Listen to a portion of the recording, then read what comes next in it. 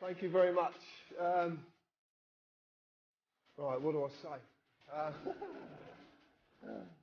I don't know if some of you saw me when I spoke at Stoke.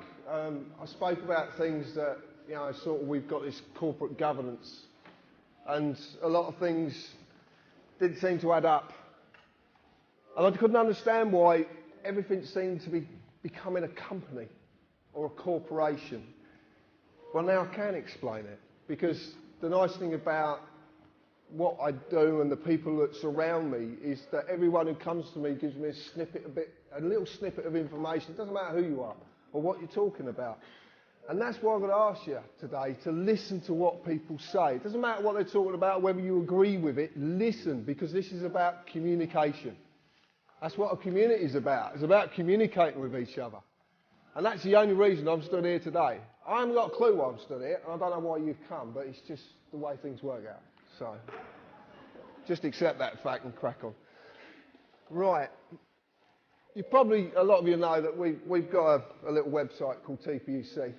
I am a carpenter by trade, and I still am a carpenter. I was down recently for a doctor friend laying a bamboo floor, so I still do the job. I have to live.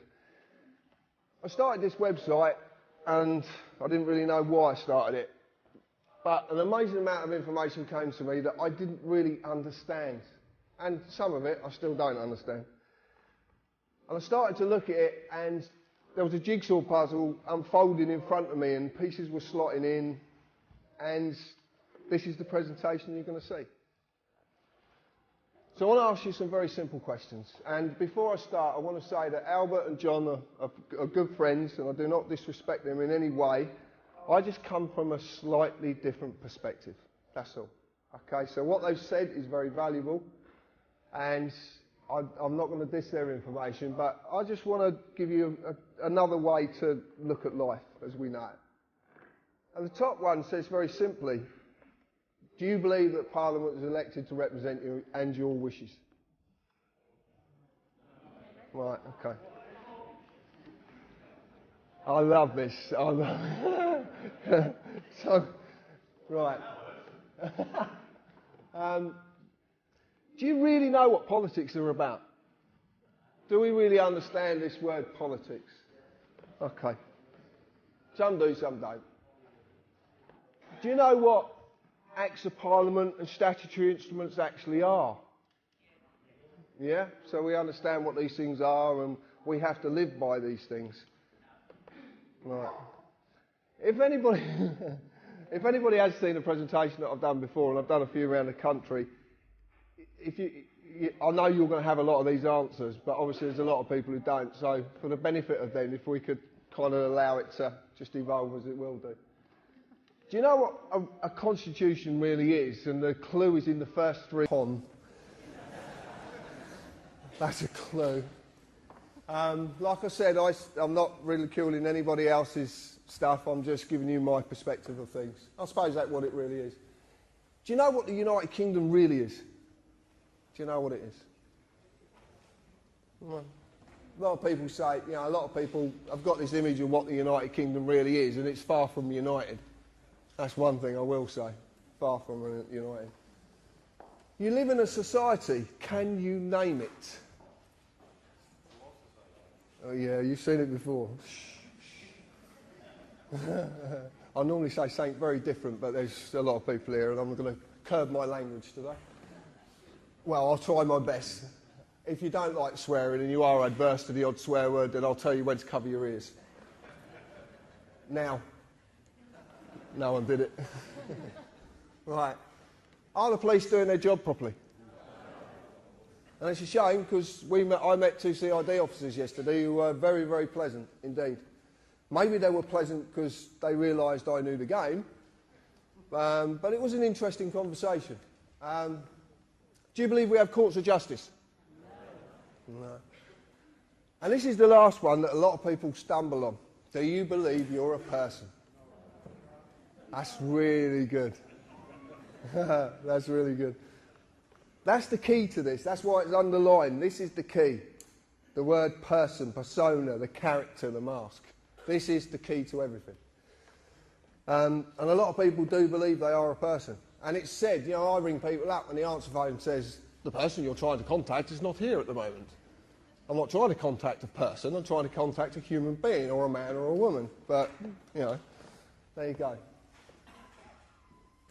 Members of Parliament. A good friend of mine, that some of you might know as the anti-terrorist, thank you, he deserves everything, he told us a little while ago that the Members of Parliament were actually a company. Now, I broke the words up because Parliament actually means two words, which is talk and lies. It's talk in French and Latin for lies. So it's talk lies, acts of talking lies. He said they're a company. So I don't really believe anything that people tell me, so I look for this information. And what I want to tell you today is not to believe a word I'm saying. And if you really do, if you class me in the so-called society we live in, I'm a tattooed carpenter with a Cockney accent. Would you believe me? Right. So look for this stuff yourself. Everything you're going to see today is factual. Absolutely factual. You can go and find this, bar one little bit that I'll explain later. So they're the directors of a company and they've got this company number. It's that UC number there. That's their actual number, their company number. And because they are a company and it literally is orchestrated, they will keep going in the same direction. It will never ever change. It's never changed and it never will change because it is orchestrated. A lot of people don't know that Tony Blair, Margaret Thatcher and John Major have something very, very significant in common, bar being prime ministers. And that is their cousins. And no one seems to know this. If you want to see this, go and get a copy of Kids Trivial Pursuit, because it's one of the questions. There's little snippets everywhere. Everywhere. You just got to look. The Members of Parliament are not the only government department that are a company, a corporation, and the big question is why, and that's what I'm going to lead you into. I don't know if anybody's seen this, but this is the new Companies House. This is a company called Dewport, and they're based down in Bristol. A good friend of mine, Chris Lees, knows this company very well, and they are the new version of Companies House. As you can see, there's a lot of the UC numbers, but the Members of Parliament quite clearly are on there. House of Commons as a company. That's what you go on Companies House to search for, companies. We use another website which we've had a lot of dissing about. A lot of people have attacked me about it because we use Dun & Bradstreet. I want to tell you a little bit about Dun & Bradstreet. Dun & Bradstreet is the leading business world's credit reference agency. It has about 160 million corporations on it worldwide, and you can check out, if you want to do business with these people, you can check them out. You find out if they're creditworthy, if they've got county courts, whatever. Pay the bills in time. And the Members of Parliament, again, are found on Dun & Bradstreet. I used to show Gordon Brown and David Cameron as being companies, but this is the most interesting one. This is Alistair Darling, MP, who happens to be a diplomat. Now, Alistair Darling MP is a trading name of the Labour Party. So the Labour Party trade in his name with diplomatic status. If you understand diplomatic status, that means that certain laws and legal positions can be circumvented. They can actually get round things. One of the things that they did get round, one of the things that they hid, was this information here. We recently did a bit of work and looking into a company called Consignia Customer Management Limited. And out of the blue, someone contacted us who could supply us company credit reports free of charge as well, which is even better. So he said to me, tell me the company and I'll get you the report. Okay, fine. So we put him to the test. And lo and behold, we did it with Consignia. Now, Consignia is a PLC, it's a private limited with share capital company, and its company status is it's non-trading. And it hasn't been trading since the 4th of the 11th, 2002, which is very, very interesting with some information I'm going to give you in a little while. It's a part of a group of 35 companies under its ultimate parent company, the Secretary of State to Trade and Industry. Now, there's a few implications with this, including 2 foreign companies, as you can see up there, including as well 10 Royal Mail companies, the holdings, the pensions, everything. It's all held under this company, under this ultimate parent company, Secretary of State of Trade and Industry. Who was the Secretary of State of Trade and Industry? Mr. Darling.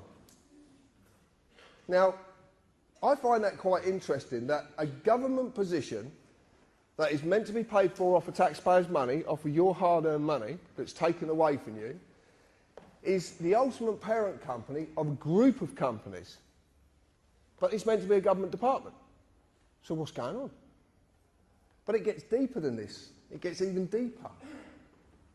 Because we started to look at the post office, and someone sent us this information just recently, and it actually turns out is if you're on the dole and you're getting a gyro, you generally have what's called a post office account.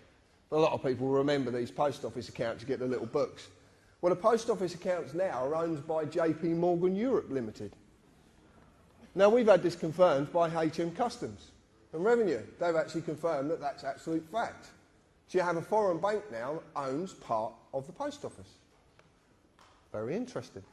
But what's even more interesting is that a non-trading company, since the date I gave you, is trading as TV licensing. TV licensing takes $3 billion a year off of you to a company that doesn't exist, that's part of the Secretary of State of Trade and Industry. Things are not right. Things are not right. I could put a lovely swear word to that, but I'm not going to. I could though. So there's something very, very wrong, okay? And this is all hidden. You wouldn't know about this unless someone like me comes along and says, oh, did you know this?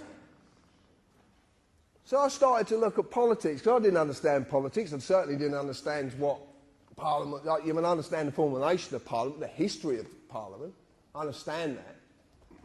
But I looked at it, and I'm not going to read it out, because it doesn't need to be read out, because it says exactly what's clear. But the interesting part about it is what policy is, because it's actually a written contract. And it's the contracts that are the most significant here. They're the most important part of this. Because what you live in is contract law. You live in the law of money. They call it the colour of law, the colour of money, but it is basically contract law. That's what you're living in. But it's done via deception, because you just don't know. So when you look at an Act of Parliament, which becomes a statute, which is primary legislation, which in turn is enacted and enforced by statutory instruments, which is secondary legislation. Council tax is a prime example. There's thousands of examples, but council tax is one that sort of hits home with people. Because people I know, when I was speaking to a lady in a garage, and once she'd paid the council tax and all the bills, she actually had £20 to feed her child and herself every week.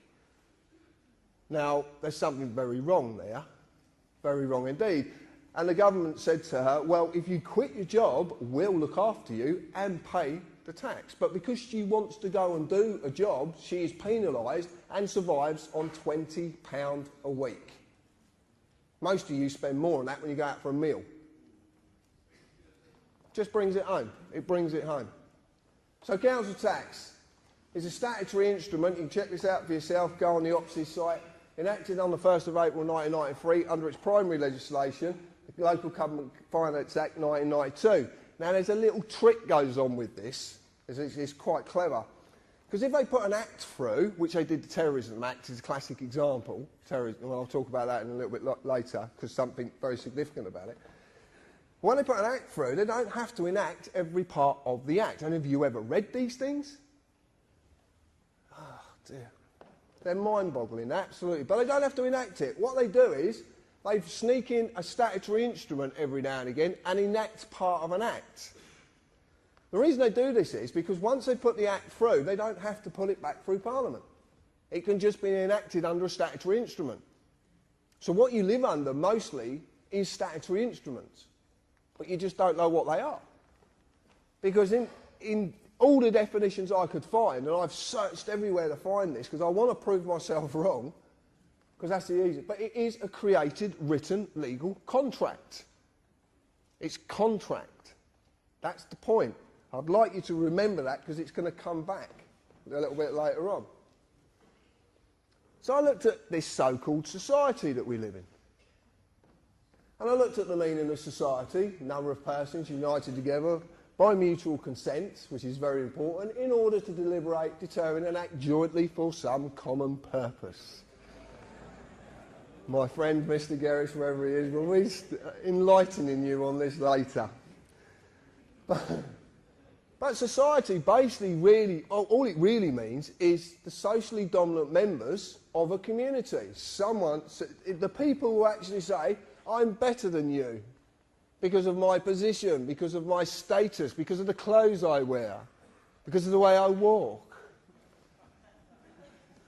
Unbelievable. They really do believe it. I remember watching, me and my partner Hev were watching, what were we watching?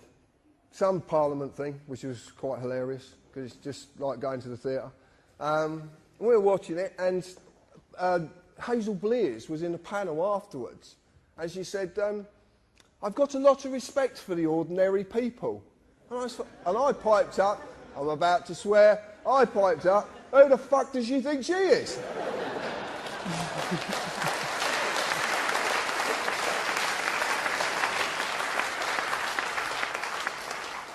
But it all evolves around this word, status. And there is no mistake that statute comes from the word status, I promise you. But I'll go into that a little bit later. The common purpose of our socially dominant members of our community is to maintain their social dominance off your backbone. And that is what's happening the world over. Okay? Doesn't matter, people tell me about New World Order and all this, and there's, yeah, okay, you believe in what you want to believe in. There's nothing, I can't tell you not to believe in nothing, and it's not for me to do. All I'm saying is the socially dominant members of the world want to maintain their social dominance, and the only way to do that is to keep you enslaved. And slavery is a harsh word, but it is the truth. And it's not about colour. It's not how we look, how we speak, or what we look like. Everybody in the world who is not the socially dominant is enslaved.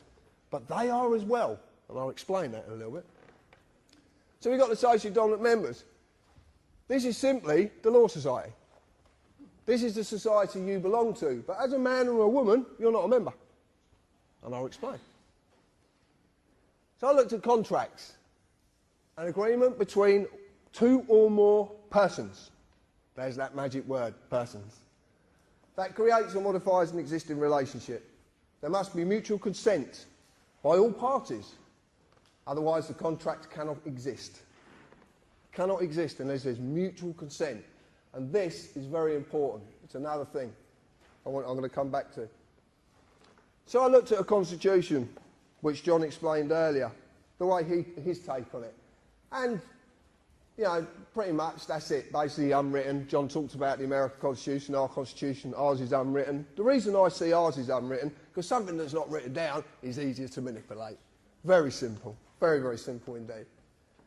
But see, the point is, a man or a woman is legally known as a thing.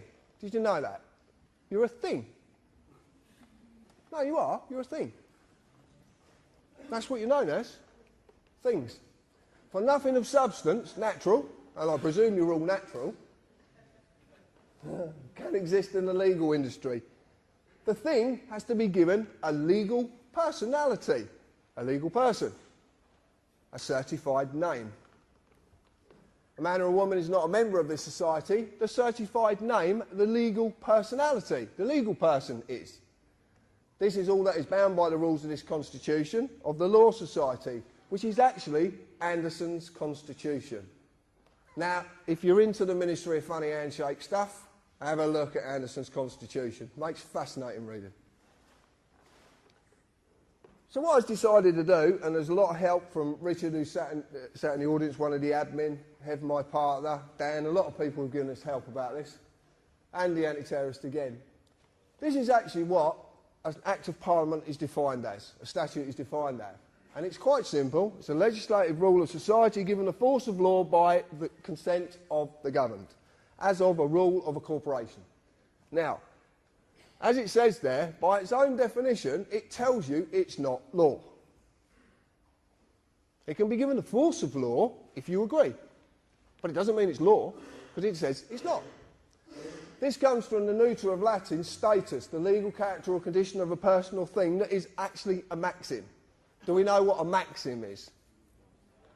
Right, well, a maxim in law is an internationally recognised fact in law that cannot be disputed, rebutted or even talked about. It is a fact. And maxims are very powerful. There's a lot of them that are good and there's a lot that are bad. So if you are going to use maxims, just use the good ones. Now, I've been attacked over this so much. The United Kingdom Corporation Limited, formerly known as United Kingdom PLC, United Kingdom Corporation, and now we believe it to be known, and I will say believe because I can't show you the evidence yet, but we believe it's the UK PLC company, and it's on Dun & Bradstreet.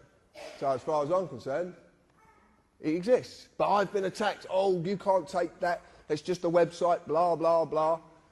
Okay. So if it doesn't exist, why is it in the Public Records Office being talked about on at least 3 occasions? Why is it there? If it's something that's complete fabrication, that is not, it's got no tangibility at all, why is it being talked about? And this is in the Public Records Office. Go and look for yourself. You can make an appointment, go down there and look. United Kingdom Corporation has employees, and that's not just civil servants, that's anybody. Anyone who has a national insurance number is an employee. And I want to ask you a very simple question. If you have national insurance, why do you need any other insurance? But surely it covers every eventuality and everything. You've got national insurance, and you've even got a policy number.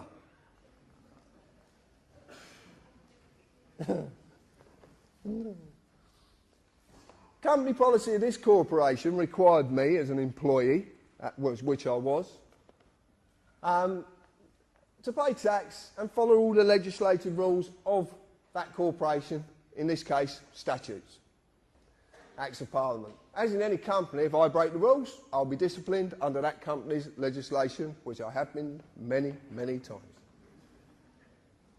Now, the disciplinary procedures of the United Kingdom Corporation are quite simple. See, because the police of the United Kingdom Corporation are all companies. Oh, shock horror.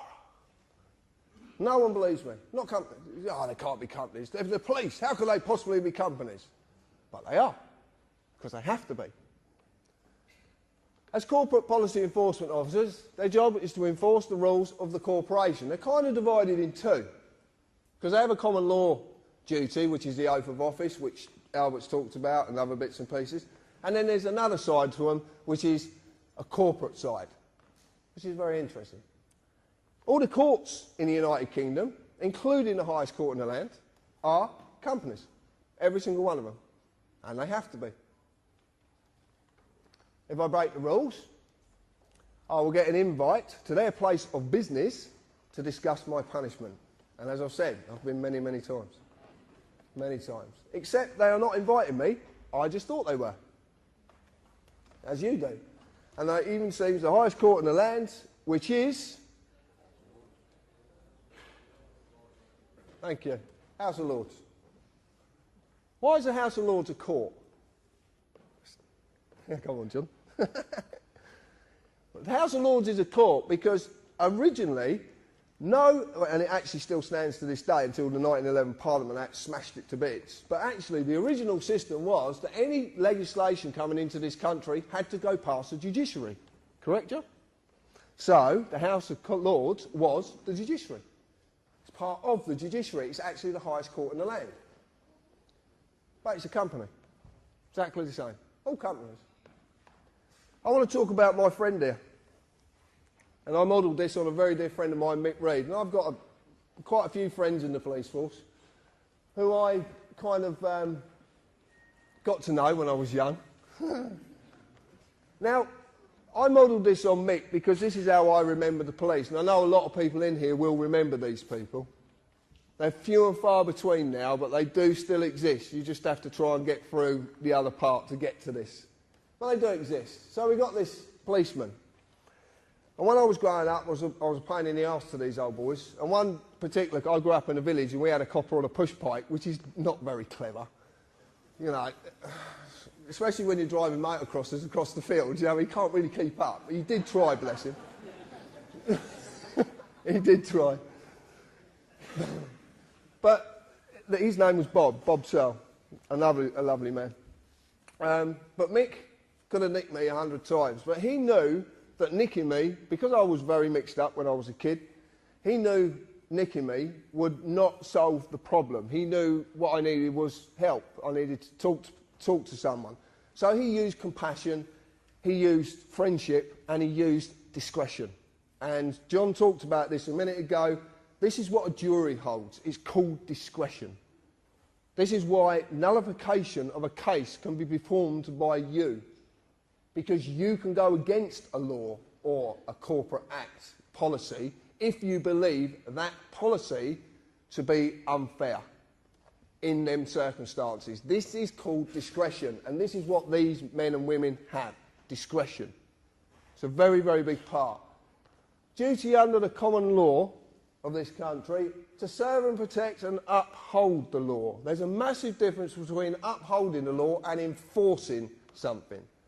I'm not going to say law because it's not, but there's a massive difference. But people just don't seem to realise there is one. And these were there to serve and protect us. Now, I've heard people say that women have been on the streets and they actually in fear because of a police presence. Now, surely, if their job's to protect us, you'd be all right with the police being about. You'd be quite happy. Oh, the police are there. Fine, I'll just crack on. They're there to protect me. Now, oh no, they might nick me for something. Because we're all in fear. And now, we got better coming. We got better. So we're frightened of these people now. But they're there to serve and protect us. They're there to help us. So what comes along? The Gestapo. And these are the Gestapo. Yeah, I mean, they're getting more like cyborg. They have actually cameras on their head. Have you seen the cameras? The cameras, yeah. So, yeah, I mean, they're actually taking films of you while you're talking to them and stuff like that. But these are the Gestapo. They are dressed to intimidate. Some of these people, I believe, if you actually sat them on a chair and asked them to get up, they couldn't get up because of the amount of clobber they've got on. But these are corporate employees. They're revenue collectors. They're there to enforce the acts of Parliament upon you. They're there to enforce contracts. That's all they're there to do. And they do. Every time you get nicked, I don't know, you know, when I've been nicked, they always tell you what you've broken. This legislation of this act, blah, blah, blah, blah, blah. They seem to reel it off. It's quite clever how they do it. But it's always an act. But the clue's in the word, act. It's an act. That's why they call it acting.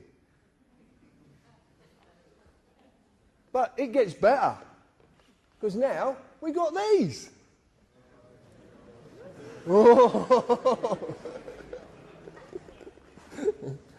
There's a great story about this one. I'm not going to tell you, but there's a great story. So what we've got is we've gone from all of this to these. And this is, as you know, a police community support officer who actually has no powers whatsoever. Nothing at all. But we know that they were given a warrant card and a copy of PACE and told to put it somewhere because you're not going to quite need it yet, but you will in the future. Now that's a very interesting thing to say to someone. They definitely are a corporate employee because they hold no oath of office. Absolutely no oath of office whatsoever. So, the way this country is structured is, unless you hold an oath to the Queen, to the Sovereign, then you have no authority. And how it simply works is this. The Queen is the highest authority in the land. because she's a representative of our sovereignty, because we're actually the sovereigns. We invest we didn't do it, but we invest that into the Queen, and then everyone who's taken authority has to have an oath to the Queen, i.e. the judiciary, the police, MPs, the Lords, all of them. They have to have an oath. And this is why these people are on the streets without an oath, because this is to get you used to people who can't have any authority, having authority under a corporate banner for a very, very specific reason, which I'll lead into. Now, I want to explain something, because people actually say to me, you're against the police. I am not against the police in any shape, form or fashion. I just want them to do their job properly.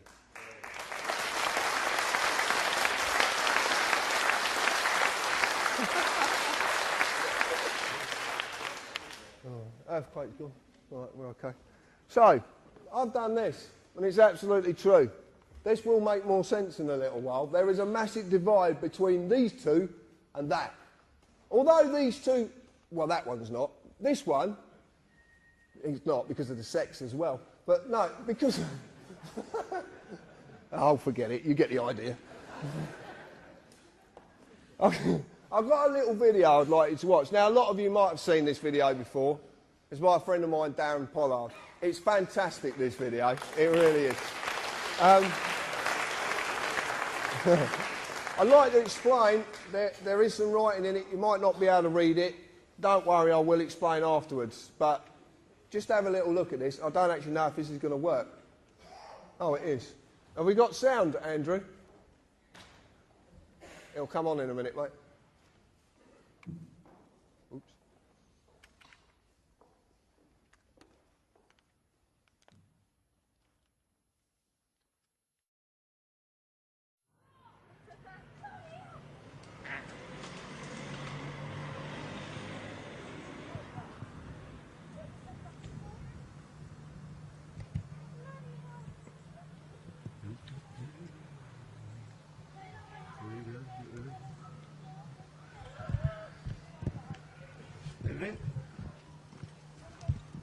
Put the camera down for us, mate.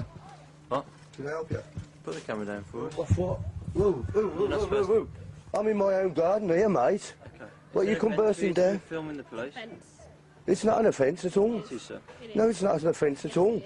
No, I'm a filmmaker, mate. I know the laws. I've been doing this for years, mate. I film the police all the time. It's not an offence. Okay. We're telling you. What section is it an offence under? Okay. It's an offence, sir. What section is it an offence under? I'll find out for you. If you can switch the camera off. No, I can't switch my camera off.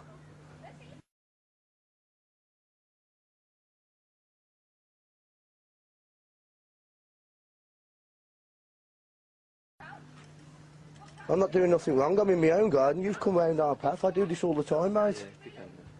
Get this in with yourself. Get the mobile phone, the solicitor. Mate, this is a free country. You're entitled by law, yeah? Sorry, it's Claire. Have you got a listening number for the Sarge? Sarge, just quickly, we've just done a stop check on no the problem, Welsh sir. Farm. There's a gentleman here that's filming us. Yeah, he's in his own garden, minding his own business, and the police have just come over here intruding on my privacy, my liberty, my freedom. It's not illegal. I do this all the time. I film the police all the time down here. I film the inspector at the meetings, mate. I think you've got it long. What's your name? Sorry, sir.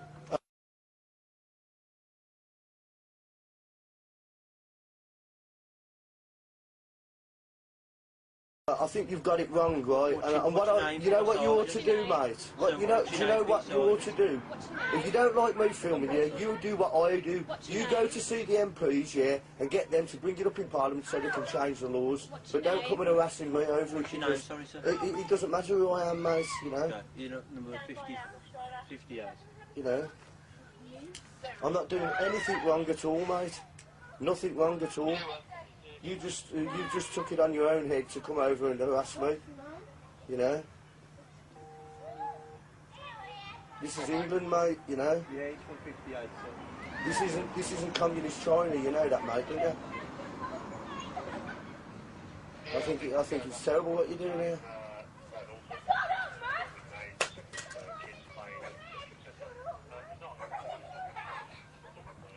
Yeah, it's not an offence, mate, see? We can more pick that up better than your ears. Pardon? I said my camera would pick it up better than his ears. Pick what up? It doesn't matter. What do you mean, pick what up? It doesn't matter. You're just trying to make an issue here and I'm not biting for you. I'm not doing anything wrong. What did you say? I'm not doing anything wrong. What have you just said to that? It doesn't matter. I'm not doing anything wrong. I haven't done anything wrong. What are you trying to make an issue for? I've not broken no laws. You come over here harassing us, mate.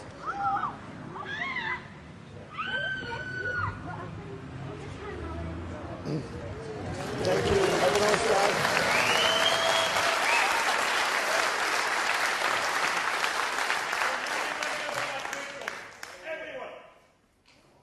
What was that?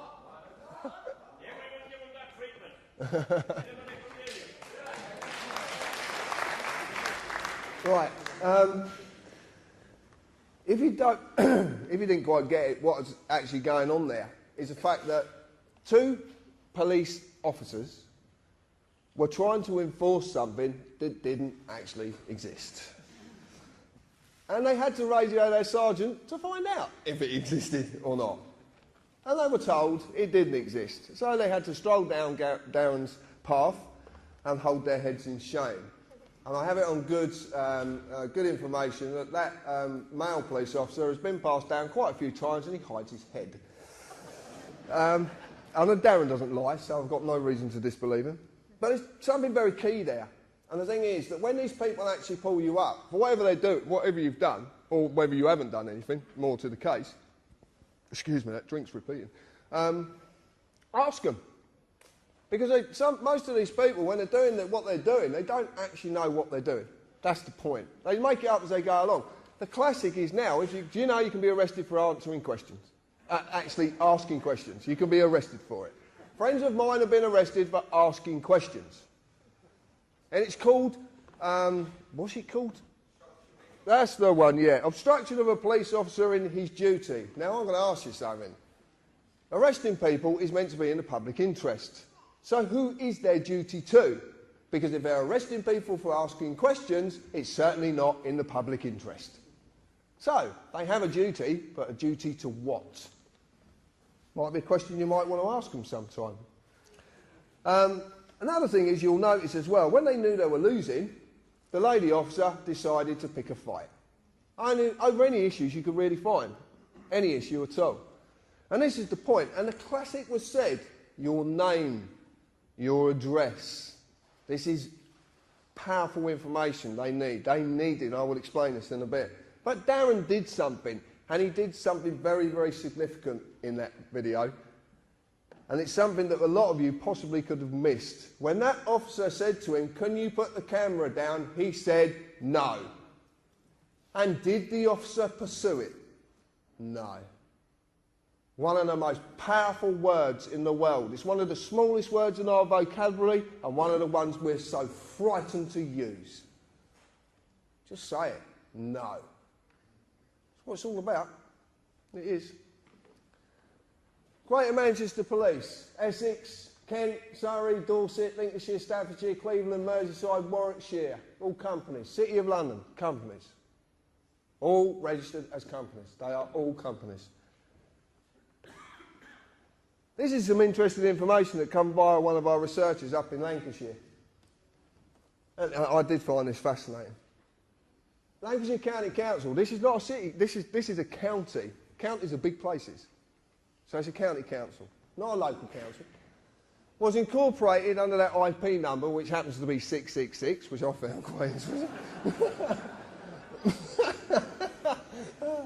Dear, oh dear. I'll leave that one for Brian. You can see it's a registered address, and it was completely dissolved on the 25th of January 2008. This is the county council. Completely dissolved. All assets and liabilities of Lancashire County Council were transferred to another company called the Blues and Twos Credit Union. And guess who owns the Blues and Twos Credit Union? This company is Lancashire Police Headquarters. Huh? So we have a police headquarters now owns a county council? Anyway, you know, it's a bit mind-boggling, this one. So anyway, Mike has been fighting council tax and doing quite well at it as well. So he rang up the FSA down at Canary Wharf and had a chat with a lovely girl called Maria, who actually was quite happy to depart quite a lot of information. And Maria said to Mike, well, you shouldn't really be paying council tax to them anymore because they don't actually exist. So who are you actually paying? Which I found fascinating. Well, it turns out that a few people have jumped on this and started to ask some very, very awkward questions regarding this matter. Because, truth be known, even if council tax was lawful, which I promise you it's not, and lawful and legal are not the same, and never the twain shall meet, ever. And I will explain a little bit about that. Everyone who's been paying since that date is entitled to a refund. How many more are doing this? How many more people can get refunds? And this is all about money, I promise you. There's nothing more. This is about money.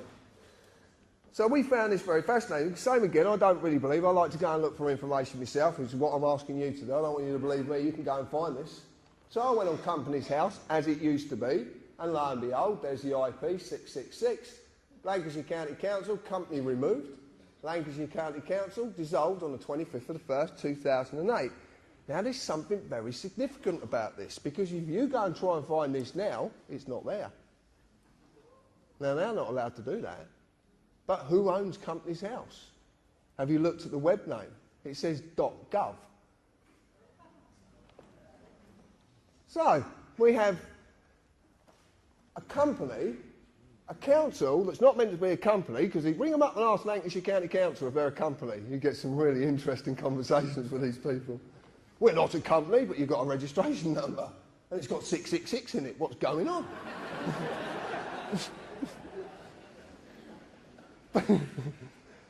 See, a company can't have any authority. I'm going to explain this later, why companies and corporations can't have authority. They can't. And it's quite simple, but I'll explain it. Anyway, so I went on Dun & Bradstreet, and lo and behold, Blues and Twos Credit Union, Lancashire Constabulary, Federal Office. Federal? Are we a republic? I presume, I always understand we're a sovereign nation. Or are we? Or have we been a republic for a lot longer than we could possibly imagine? But I'm not going to talk about that now. I'm bringing a book out and just get you to buy it, that's all. Right. This comes to us as well, which is fascinating. Devon and Cornwall Police. Devon and Cornwall Police have been taken over by a company called South West One. A police force, a whole county police force, is being taken over by a private company. South West One is part of a group of companies whose ultimate parent company is IBM. Oh, you know about IBM. Right, I don't have to say anything. And this is a police constabulary. A public service paid for by taxpayers' money. Well, supposedly. Who only have any form of authority because they hold individual oaths. This is what I talked about with the police. The police service as a whole doesn't hold an oath because it can't. It has to be every man and woman in that service. If it's for me, I'm busy. I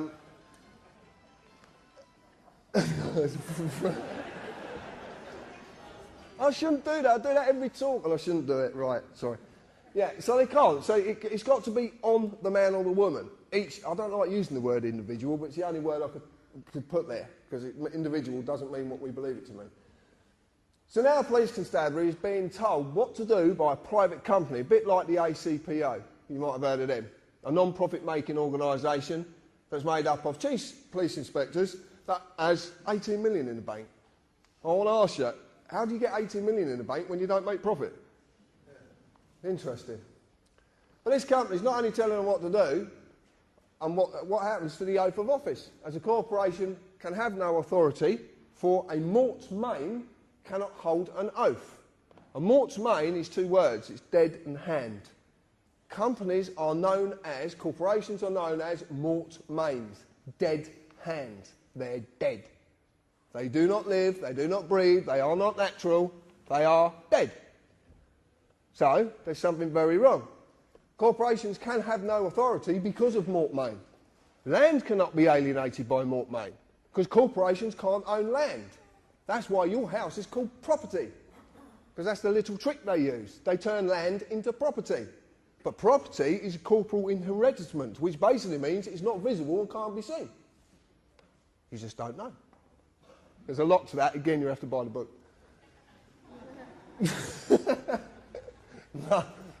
Right, this is what I want to talk about. This is it. Legalese, a language of a company called the Law Society, and it simply is a manipulation of the English language. That's how simple it is. And people say, the Law Society is not a company. Well, according to that, it is. Anybody got credit card debts? Yeah, they couldn't. And do you get phone calls off these people? They're quite insistent, aren't they? Yeah. So what do they ask you first? First thing they ask you, your name. And then they ask you for the first line of your address and your postcode and then your date of birth. Don't they?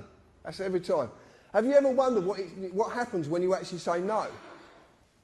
It's really funny. You want to try it. No, if they ring up and they say, Mr. Harris, I say, yeah, okay. I say, may I confirm your first line of your address and your postcode? No. What do you mean, no? You have to. How are you going to make me do that? It's so simple. You just don't. Hello, Mr. John Harris? Yeah, hold on, I'll get him. Crack on. And I'm going to... I'll tell you now. Hello, Mr. John Harris? No, he's in the loft. He's deaf, dumb and blind, so you're not going to get a lot out of him. And you'll get that in a bit. But this is it. Right. This is called joinder. It's very simple. And what it is I am asked my name and address and date of birth. This is only to establish the legal personality, the legal person, the address of the legal person, as it says it up there, the address, the name, and when the legal person was created. This is very similar to a way that they would deal with a company. Very similar indeed. Once joinder has been established, they can then offer a legal person a contract. As you've seen, Acts of Parliament are contracts. Okay? Statutory instruments are created, written, legal contracts. So it's a contract. But they need my consent. So I am asked to do So I'm asked every time, you can see this on the bottom of the police forms, my friend in the audience, Morris, will confirm this. What did it quite clearly say? I understand. Okay? You're asked, do I understand? Then I would sign one piece of paper, if not more, to say that I am the legal person, and as the legal person, understand. But this is deception. And basically, understand is synonymous with the word stand under. You want to check this out? Black's Law Dictionary. There's 8 versions of it. There's probably a 9th one coming out. But it's stand under. It is a legal requirement that you understand, but not that you actually understand. I'm going to put that into English. It's a legal requirement that you stand under their authority, but it's not a legal requirement that you actually fucking comprehend what's going on.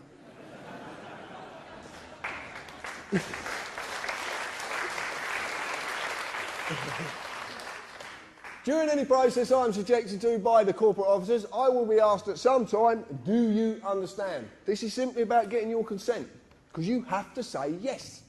Because a contract is a contract, and a contract can't be formed unless all sides agree, give mutual consent. So you asked it, do you stand under me? Do you give me a corporate officer authority? That's what they're actually saying to you. But it's not you, it's a legal person. It is this piece of paper. This is a blank one. But this is this piece of paper. This is all they can act against. Yeah, but you need to represent it. And that's what the joinder's there for, to get you to represent it. So let's look at a fixed penalty notice, the deception of notice, joinder, understand at work. This is it at work, very simply. In legalese, a notice is not a bill. A notice is not a demand, it is an offer of a contract. Notice is synonymous with offer. When the offer has been made, the legal person must be established through joinder, for the legal person is nothing more than a piece of paper. But they have to establish it. Otherwise, they can't offer the contract to it. Because of this, they need the man or woman to agree to represent the piece of paper by saying, I understand. Fixed penalty notices are the same as all and any statements made. They are simply self-perpetuating contracts. They perpetuate themselves. It's completely deceptive. I'll show you how it works. It's not very clear. You look at the top there, it says penalty charge notice. So it's penalty charge offer. Okay, so it's an offer of a penalty charge. Then you get all the bullshit, right? And it is bullshit. And it says notice to owner, blah, blah, blah, blah, blah. And it even says there, the person. So they're even telling you what they're acting against. They're telling you. They have to tell you. They go around here, and then you've got this magic little box here. Because what you do is, you tell them who the legal personality is, you tell the address the legal personality is at, you put the postcode, and if you're stupid enough, you put a daytime telephone number. And then you put a signature to say, I understand. Self-perpetuating. Self-perpetuating contract. So simple. And the rest, if you make a statement to the police, is exactly the same. It's a self-perpetuating contract. You just don't know you're doing it. This is a bit of fun more than anything, but we got a problem with this because we think Val's suffering with something because you can't actually sign a signature 3 times the same. Because half these people don't even exist. I don't know if you know this, but this is a trick of the corporate world. I had a letter come through, well, not to me, to someone else, from a company, a solicitor's called H Legal. And the signature said, H Legal. So I'm going to ring them up and say, can I speak to H Legal, please? But this is what they do. It's amazing. Now, that's one of my favourites, this is. If you get this information today, you never have to pay a TV licence ever again. Serious. You don't have to pay it. This is dynamite, this. This comes from a mate of mine in Milton Keynes. He sent me this, and it was we just had such a giggle, because this is what this is about. Laughter. It's about laughter. Believe me, it's about laughter. Don't worry about that bit and that bit. I just want to read you something. We will present evidence found of your watching TV without a licence. Yep. How are you going to do that? So we're in the court. Your Honour, here's his TV. That was the chair he was sat on, and he was sat like that watching it. Your Honour, I was outside the window with the video cam, and I caught him. What a load of bollocks. But it's true, yeah, I mean, they can't do it, so they have to fool you. And this is dynamite, this is genius. Whoever come up with this stuff is a genius. I'm going to say that open-heartedly because it is so simple. But it's shrouded in complications, so you don't understand it. That's the idea of it. But it just took a simple carpenter, and believe me, I am simple. Right, let's change the words. Let's use legalese on this, okay? We talked about maxims in law, internationally recognised facts of law. This one's a maxim at the top. It's called the inclusion of one is exclusion of another. This is a very powerful maxim. Now, it says here, which may include a statement taken under caution by one of our enforcement officers. Sounds ever so threatening. Shaking your boots. But if you legalise this, you'll find that must is synonymous with may, so in this case may becomes must, which says which must include a statement taken under caution by one of our corporate enforcers. Because of that maxim, anything after includes is all it includes. So basically, you convict yourself. You make a statement, and guess what you do? Name, address, yes, I was watching television, blah, blah, blah, and you sign it at the bottom. Self-perpetuating contract. Then off you toddle to a court because you think you're going to get justice, but you're actually going to suffer a thing called summary judgment because you've already established your guilt. They don't have to establish anything. This is the simpleness of this. This is how clever it is. It is so simple. A statement, actually, when you break the word down, means to set down lies. That's actually what it means. The point is, you've been conned. When you look at the wordings of all these documents and you start looking at the legal world's documents, believe me, you can tear it apart. When you've just got a little bit of this information, you can rip it to pieces. You really can. So watch for this. When you look at their documents, watch for this. Summons is a deception as well.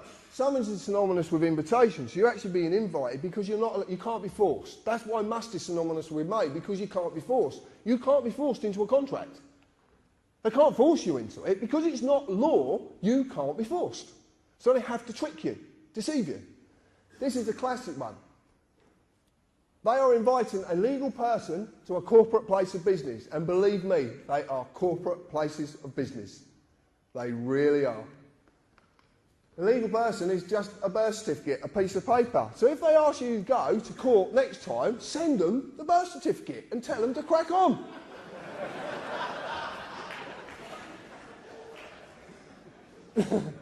This legal personality was created by the United Kingdom Corporation. The history of this document is very, very simple. In 1856, the GRO was incorporated. In 1857, birth certificates came out. In 1874, the Deaths and Births Act went through, and this was topped up in 1953. This is it. This is this document. Okay? All contracts, by the way. All contracts. So this is what they're inviting. They are using deception, as every magistrate's court is a trading name of a company called the Ministry of Justice. And there it is, the Ministry of Justice. But it's on Dun & Bradstreet, so it can't be real. Oh, okay then. But they're trading as a magistrate's court. So, if you're on Dun & Bradstreet, you can buy a report. So we bought one. And there you go. Ministry of Justice, Selborne House, it's all there. Line of business, government department. That's interesting for a start. And they trade as the Asylum Immigration Tribunal, Magistrates' Courts and the Public Trustee's Office. I've highlighted really what I found significant because who owns this business? No parent company. Now that's interesting.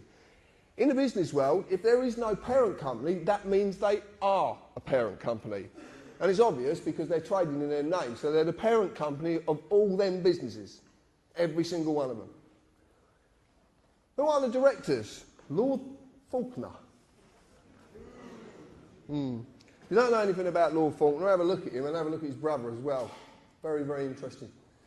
Are there any significant legal proceedings, events against this business? A county court judgment was registered against this business on the 16th of the 12th, 2008. So, right, let me get this straight. We've got a business that's not meant to be a business, it doesn't even do good business. Well, that's the truth of it. And then the last part was the one that got me. Year this business started, 1600. So anyway, we rang up Ministry of Justice and asked them a few questions. And they didn't want to answer. I ring up Parliament, they'd get really snotty on the phone with me.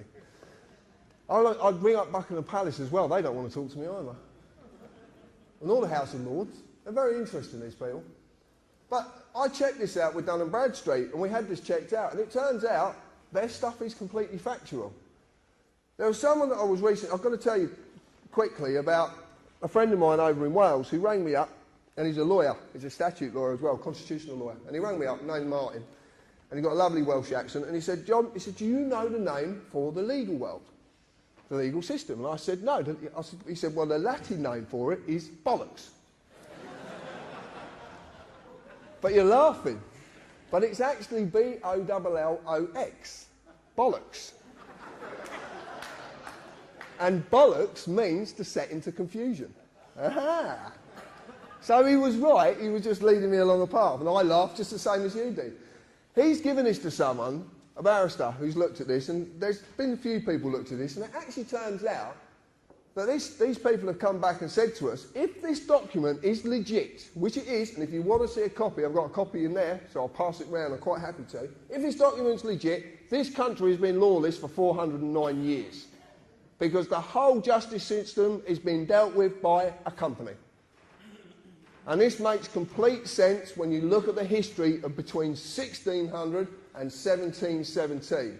Again, you have to buy the book. Anyway, when you've bought a report, you can track a company in case there's any adverse credit issues come up. So we decided you have to pay for it as usual. And it turns out that payment performance of the Asylum Immigration Tribunal had gone down to 31 days. And it's actually a blue star, which is pretty bad in Dun & Bradstreet. It's basically saying don't do business with these people. Really don't do business with them. But what's interesting is we brought this out of the Foundry, and we talked about this, which a few people will know about.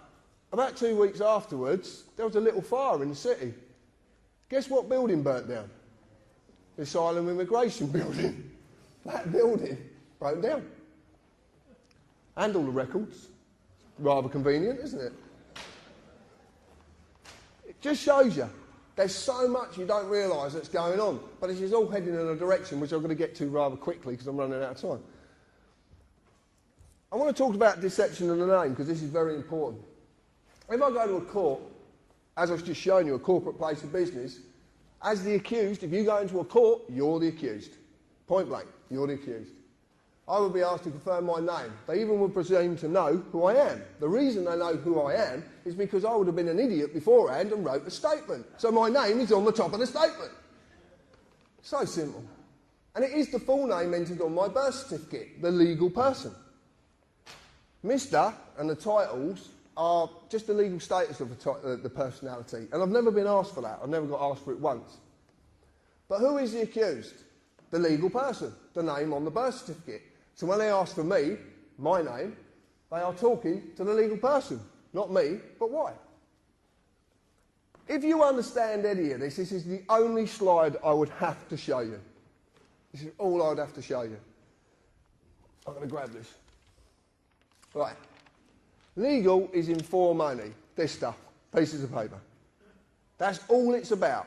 Pieces of paper. Nothing else, nothing more. Law is about us. We're natural. Okay? Words of substance, words of nature. So if you look at this, legal is in form only. Person. A man or a woman is a substance of words of nature. Legal is the antithesis of moral or natural. It's the exact opposite. Nothing can exist in the legal world unless a piece of paper says it exists. That's its legal personality. So when they ask for my name, they are not talking to me, the man, because as a man, I cannot exist in the legal world. It's so bloody obvious. I can't exist in it. I'm a thing. Unless I've got a piece of paper to say what I am. You don't know what he is. Where's the piece of paper? It's true. So as you can simply see, they're actually talking to this piece of paper. But you're not told this. And there's a specific reason you're not told this. This is the easiest way to break this down. Natural law and common law is actually meant to be a mirror of natural law, and natural law basically is two simple values, harm and loss. That's all it has to be. Nothing else. Covers every eventuality. So you've got natural law. That is actually me. That applies to me. Actual Parliament statutes, the statutory instruments which I've shown you, are contracts that only apply to the legal personality. But because that's just a piece of paper, they need me to represent it. Now, I've shown you that United Kingdom is a corporation. I've shown you what the Acts of Parliament statutory instruments. I've shown you the corporate police and the corporate courts, and that's what they act upon. Exactly the same with the councils. That's the system. That's how simply it works. If you look at it and you actually go in your heart, which the lady spoke about earlier, the only basic principles that any nation really need to adhere to are those of natural law, which are harm and loss. You don't cause anyone any harm or loss in your words or your actions. That's how simple it is. As you have seen, the Acts of Parliament statutes only apply to the legal personality, the name, the birth certificate, a piece of paper. As you've also seen, they need a man or a woman to consent to represent the legal person because a piece of paper can't walk, can't talk, and it can't pick up a pen because it's stationary.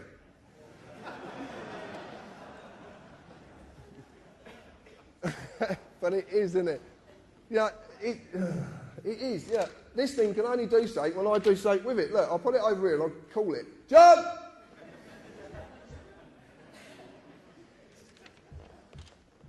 It needs our energy. It needs us to do something. And that's the clue. That's the clue of how to reverse all of this. It really is. Consent can be given in inaction or action. So basically, if I say to you, do you understand, and you nod, that's inaction. If you sign something, that's action. It's that simple. So how did they create it? The legal person, the given name, was created when my birth was registered and evidenced by my birth certificate, a piece of paper. Man created government, which in turn created legal personalities. This is not me, it's a legal fiction I've been falsely identifying with, as most people have. I don't get to say what its rights and duties are. The United Kingdom Corporation does. They created it. But it had to mislead me into doing so via deception. This is the easiest way to put it, and the way that people sort of kind of come to this.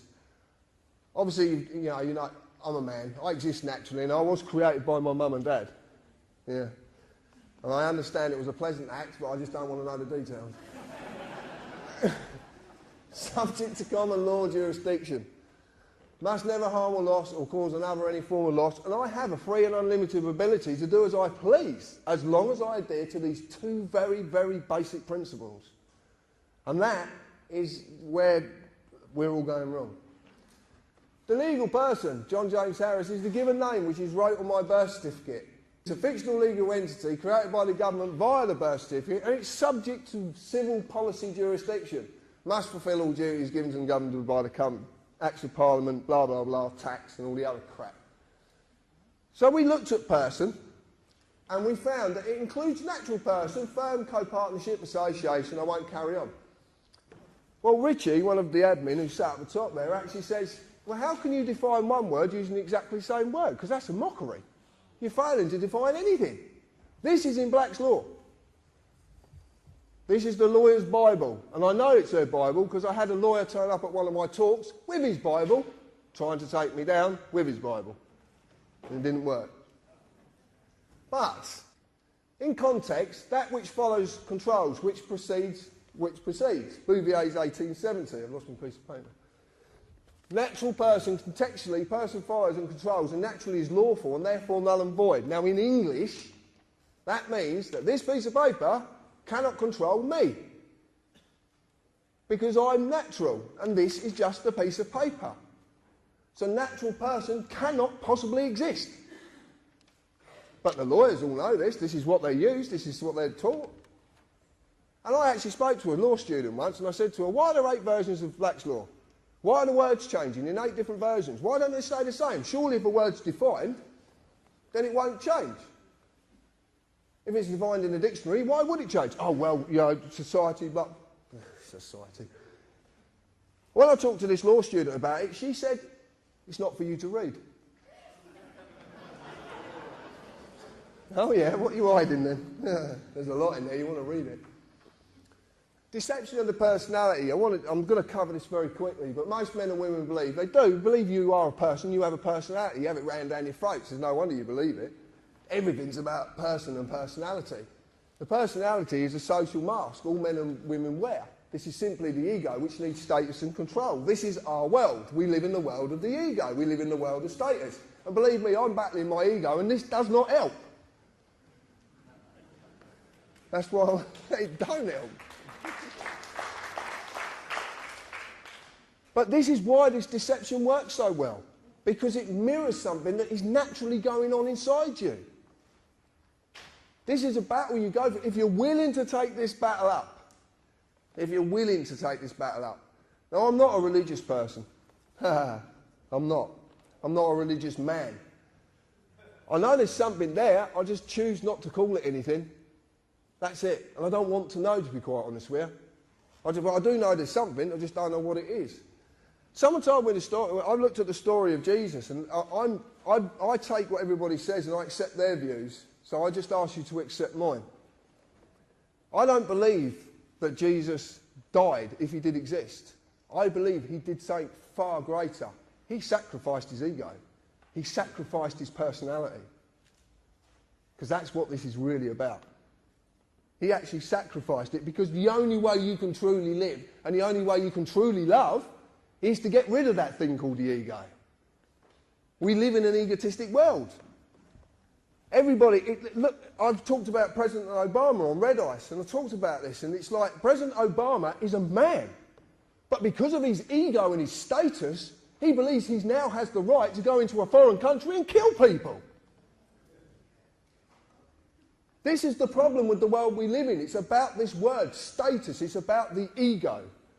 And I've realised it because I've got the biggest ego in the world. I'm an arsehole.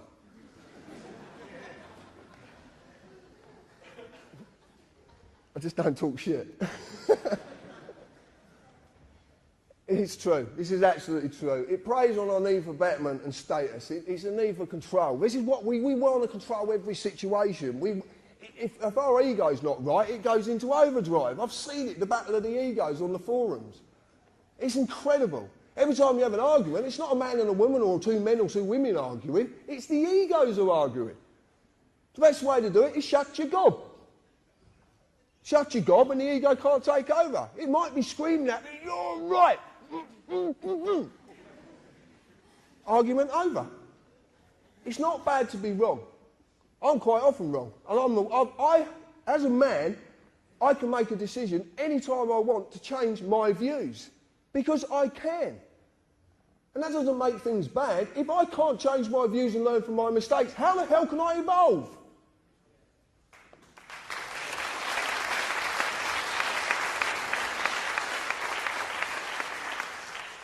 This is a deception. I'm running out of time, so I'm going to have to go through this quite quick.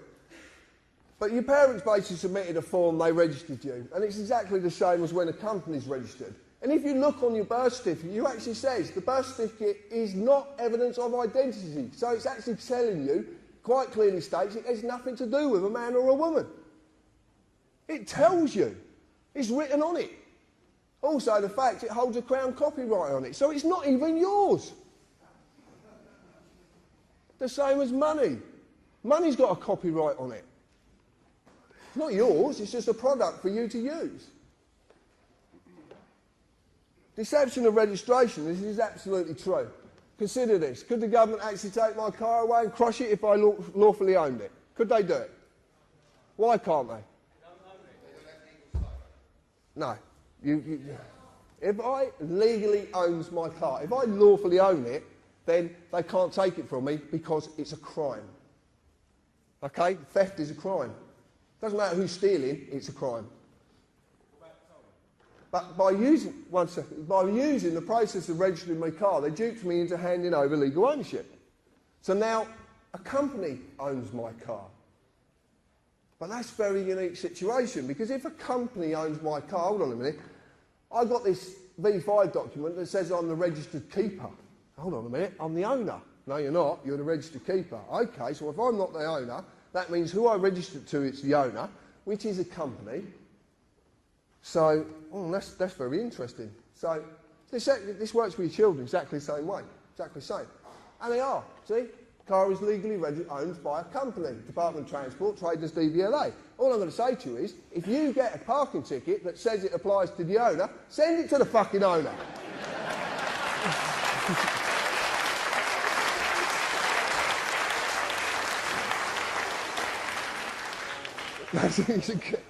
You're going to have so much fun, you really are. Right, why the government companies? This information is from our search provider. This is this gentleman who come along, and I must say thank you, Russ. All government companies seem to have the same prefix at the beginning of their company number. They start with UC. Now, we believe that that means under charter. It could mean unincorporated, we're not 100% sure. But UC companies and Royal Charter companies do not have to publish their accounts as they are exempt under law. Well, that's a bit of a... So if you do start a company, apply for a Royal Charter, because you're exempt under law, you don't have to publish your accounts, you can do what you want. It's true. The service they provide us with is a business-to-business service, and they do not include government corporations in any of their services. Government corporations? We're going back to this company thing. What's going on? So why companies? Let's answer the question. As you see, the Acts of Parliament are enforced by statutory instruments which are in fact contracts. But a contract can only legally exist between two or more persons. What's a company when it's been incorporated? What does it become? A person. It has legal personality, so it becomes a person. So then it can do business with another person under contracts. This is why they're all companies. But there's a bigger reason to this, but it's just part of the reason. So a company corporation is a legal person for it has legal personality via a certificate of registration certified name, exactly what you were given when you were born. Exactly the same process. Their legal personality is just a piece of paper as the one you have.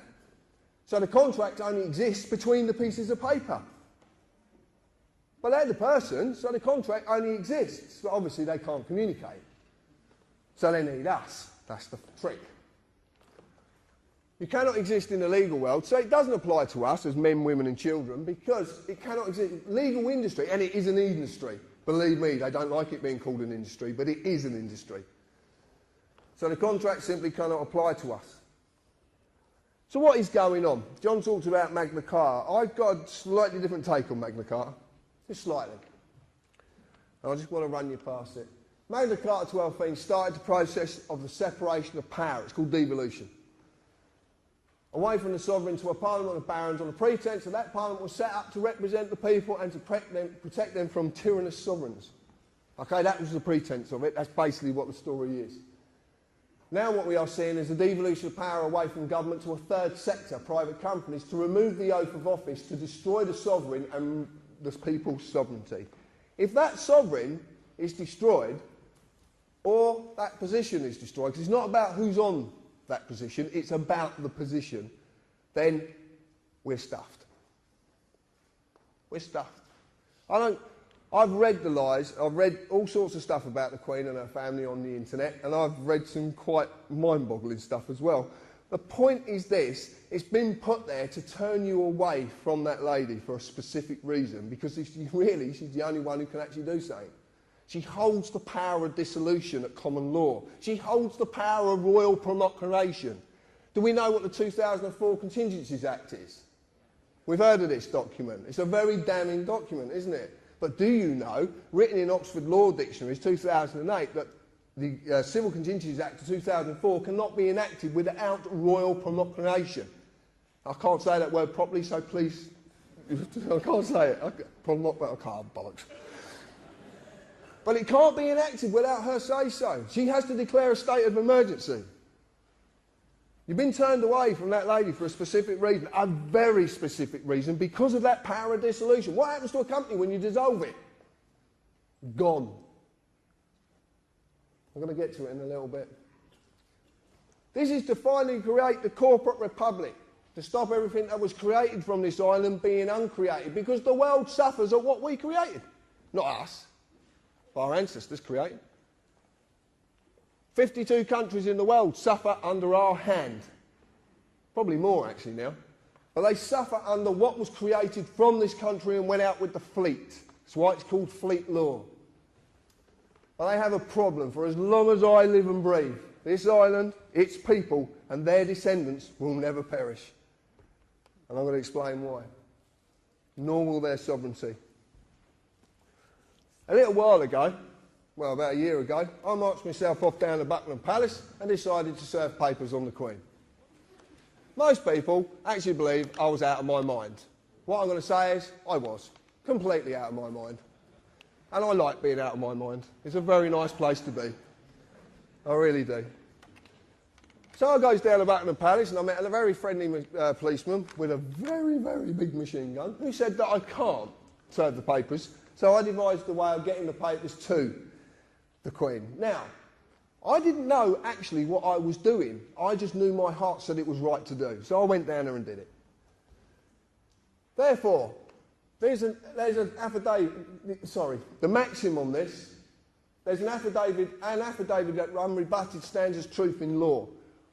I served affidavits on the Queen, 2 documents. I gave her 40 days, based upon Article 61 of Magna Carta, not Article 61, based upon. I made that mistake. Therefore, with this lawful affidavit, there is no higher authority than me. I am sovereign in law, as I have removed authority from our representative. Our sovereign, until such time as a true representative is our sovereign. Now, what this basically means is, because the Queen is the highest point of authority in the land, she only gets her authority from us. So that means I can remove that authority any time I feel fit, if I feel that things have gone tits up. And they have very much gone tits up. So I've removed it. This basically means this document is now in law. It's a new law. This is how law comes about. This is called a precedent. You can call it John's Law if you want, but it's a new law and it's for all you to use. You can use it. You go into a court of law and you use this document correctly, you can actually prove to a judge you are the highest authority within that court and there's nothing they can do. Nothing. Because this removes their authority. They have to have an oath to the Queen to take their position as a judge or a magistrate or as a recorder, which is a barrister who's learning to be a judge. So if they have to have an oath to the Queen, you've removed the power of that oath to have any form of authority. You become the highest authority and that law that can't be rebutted. We've got them we've got them. Whatever way they turn, they're knackered. Now, they're ignoring these documents because they daren't face up to it. They really daren't face up to it. It's actually gone nowhere near the Queen. It probably ended up at the FCO, Foreign and Commonwealth Office, which is probably the best place it could go. We, the people of this island, have the power to simply say no. This affidavit says no. You're not doing this anymore. I'm putting an end to it. All the people of the Commonwealth can do exactly the same. And the reason it was based upon Article 61 is because it's lawful, peaceful hindrance with no violence. No violence.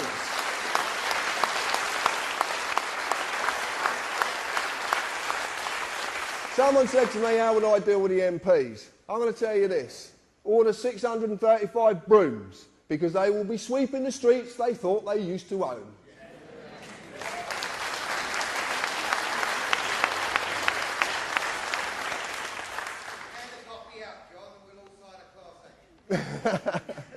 Oh, and we just found out as well, you don't need solicitors anymore. 3 people can do this. Just 3 independent people can sign any affidavit. So we're even going to stop the corporate body having their money. Okay? So you don't need solicitors. Come and see TPC members or go and get your friends together and you can sign these documents and get them off. You don't exit the system. You don't do anything. All you're saying is, this is what needs to happen. We need to reclaim the sovereignty, and this is how it's done. This is the clue. This is it. This is what you can use. Once you understand what we're doing, you have to have a certain amount of gumption about you to do this, and it takes a bit of strength to do it. A lady said earlier about having courage. I don't see it as courage. I just see it as using your heart to allow you to deal with situations and not your mind. Your heart will deal with everything peacefully. Your mind will enter into the ego and, lo and behold, things will happen. To survive without money is nearly impossible in the world we live in. But that does not mean just some of us are enslaved by this product. It means all of us are, everyone. And that's the key. My daughter said to me, she's 13 years old, she said, Dad, if we're in debt, print more money. And that sparks that, because I love the way that kids do things. They just see everything so simply. And the interesting part is, it's true. If you have the power to create money, why would there ever be debt? And if there is debt, it's there for a reason. So what we decided to do is a bit of fun, if you might want to do this sometime. A little while ago, we started to write of what with a question mark. And we're sending them back. Just a bit of fun. But you could add, and also as well, there is a copyright, so it's not yours. Nothing to do with you. It's just sort of product for you to use. Money is everyone's lifeline. Money is not a valuable commodity. You are, because of what you do, the work you do for that money. Because without you, this whole country would grind to a halt. It's so obvious. It is so obvious. Okay, it's what Gandhi did, basically. Exactly what he did until 1946. The only way that you will do that work is to be promised to receive money for that work, because you need it to survive. And most people do only survive. They do, simply. You know, there is a lot of people who are fortunate enough not to just survive, but there is a very, very good amount of people in on this island who just survive. And that's very sad, because my one belief in my heart is that no one should have to pay to live. No one. Companies and corporations only exist because of money. The money they receive from you is simply their lifeline. A lot of the time to feed their greed, to maintain their delusion of status and to maintain their social dominance. Because that's basically what it's all about. That's what it all boils down to. But the simple question is, what happens to these companies and corporations when everyone says, no, we're not paying you anymore? They cannot survive. If you have a company that issues parking tickets and no one pays the parking tickets, what happens to the company? Exactly. Now this is something we can have a lot of fun with. We can have a lot of fun with it, believe me. So this is the conclusion. Simple conclusion, don't give them any money. Keep it yourself. And you can use so many tricks. There's so many things that I do. It's so funny. And it is about fun. Lawful rebellion. Deny their lifeline. This is what I do. And I just simply do this every day. I peacefully resist all claims against me by refusing to represent that piece of paper. I've just done it with the debt collectors I showed you, and that's what I said to you. Because it's a piece of paper and mine's in the loft and it's deaf, dumb and blind, I tell them it's in the loft and it's deaf, dumb and blind. I never accept any of their paperwork. I never accept their paperwork. Every single bit of paperwork that's ever sent to me gets sent back. Because there's something you might not have seen on their letters. Right? This is what we do. It's called no contract, return to sender, right across the address window. But this is HM Customs, just a load of bollocks from the tax man, who's actually trying to make me bankrupt, which is hilarious. Because I actually said, you're trying to make me bankrupt from a bankrupt company? That's very funny. But they got a return address. So this means this has got two-way travel, because if it's not delivered, it has to be sent back. So I'm just utilising that fact and sending it back to them. So this is what we do. Now I've got a tax man who comes and actually tries to give me the letters. And I just say to him, sorry mate, I don't accept your paperwork. I have a warrant. It's a card. Look, mate, that's a piece of card with writing on it which means fuck all.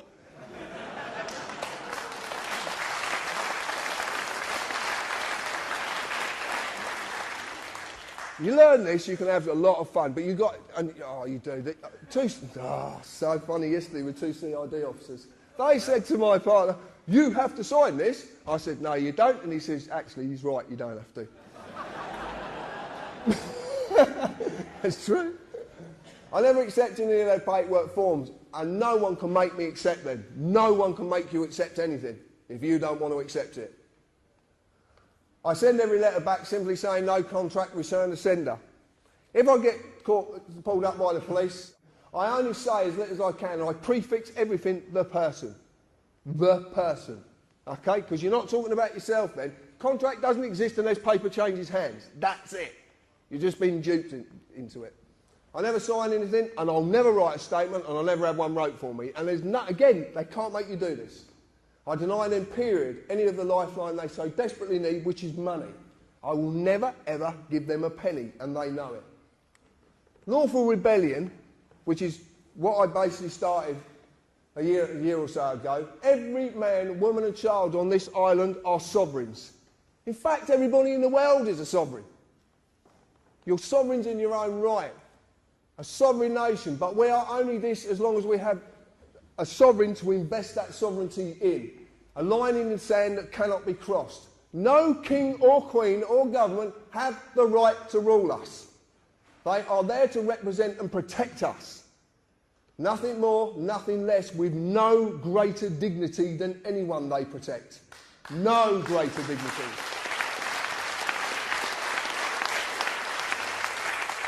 All the power within this island is held by you and granted by you. Everything that is wrong can end when you will it to. Everything can end when you will it to. We must allow for that line to be drawn in the sand once more. This is lawful rebellion. That is that line. We have to draw the line. Us. What have I done? Nothing more than realise I can say no. And I am going to say no, and everything's going to be okay. Thank you.